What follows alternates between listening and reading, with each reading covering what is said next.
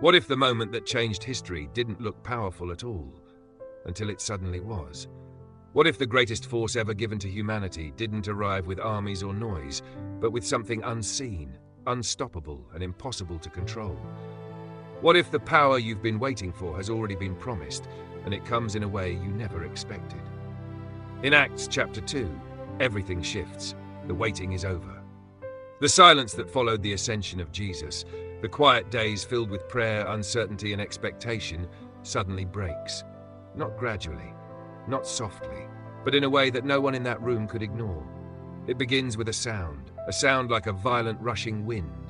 Not a breeze, not a whisper, a force. But here's what makes it so fascinating.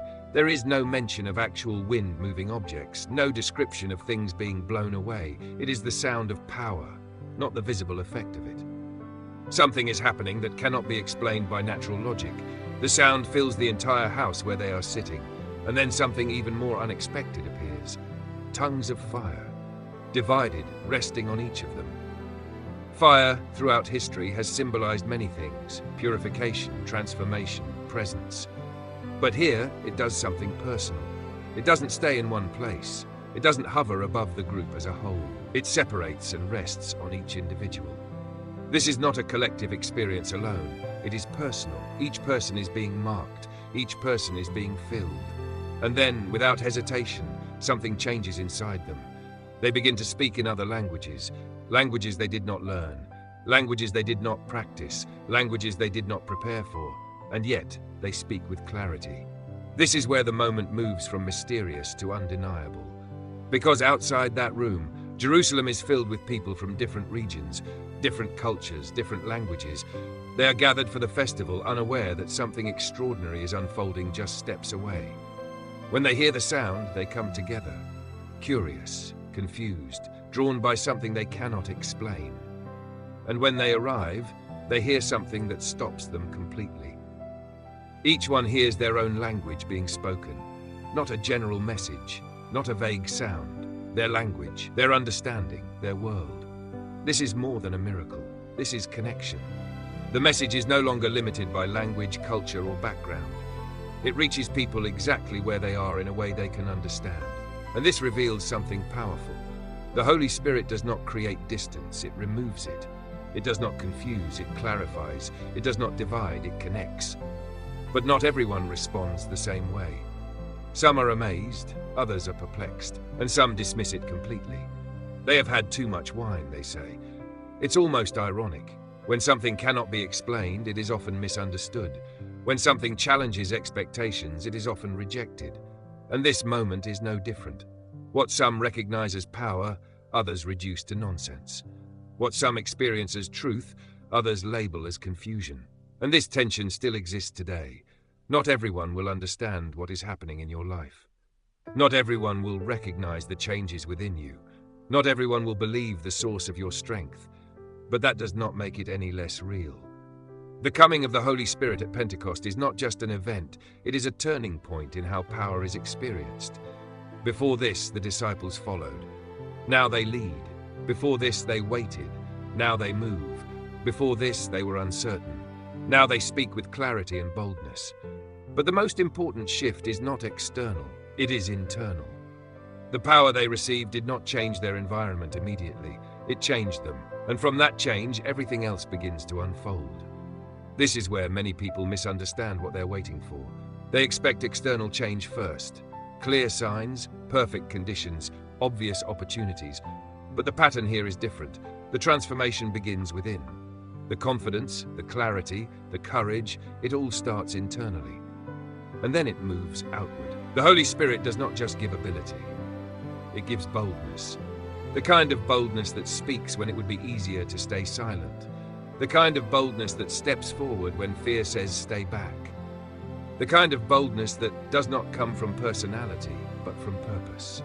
And this boldness is not random, it is directed. The disciples are not speaking just to speak. They are declaring something meaningful, something that reaches across boundaries, something that connects people who would otherwise remain distant.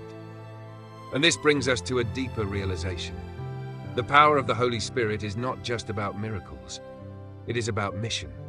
It is about enabling people to do what they could not do on their own, to reach beyond their limitations, to communicate beyond their experience, to act beyond their fear. And this is still relevant, because many of us are still waiting for a moment like this. A moment where everything becomes clear, where confidence replaces doubt, where action feels natural instead of forced. But what if that moment doesn't come the way you expect? What if it doesn't look like external validation, but internal transformation? What if the shift happens inside you first, and only later becomes visible to others? The disciples did not look different before this moment. They were the same people, same backgrounds, same experiences, same limitations. But after this moment, something changed. Not because their circumstances improved, but because their capacity expanded. And that is what power does. It doesn't always remove challenges. It equips you to face them. It doesn't always change your environment. It changes how you move within it. It doesn't always make things easier. It makes you stronger. The crowd's reaction also teaches something important. People will interpret what they see based on their perspective. Some will be drawn in. Some will be confused. Some will dismiss it entirely. And that is not something you can control. What you can control is your response, your willingness to receive, your openness to transformation, your readiness to move when the moment comes. Because when the Holy Spirit comes, it doesn't ask if you feel ready. It makes you ready. And that readiness may not look like perfection. It may look like courage in the middle of uncertainty, clarity in the middle of confusion, action in the middle of hesitation. The day of Pentecost is often remembered for its dramatic elements, the sound, the fire, the languages. But beneath all of that is a deeper message. Power is given for purpose. Connection is created through understanding, and transformation begins within. This is not just a historical moment. It is a pattern, a reminder that waiting leads to receiving. Receiving leads to change, and change leads to movement. So if you are in a season of waiting, remember this. The silence is not empty. The delay is not meaningless. Something is being prepared. Something is being formed. Something is getting ready to be released. And when it comes, it may not look the way you imagined. It may not follow your timeline. But it will be exactly what you need for what comes next. Because when true power arrives, it does not just change what you do. It changes who you are. And from that place, everything else begins. Thank you for watching this video.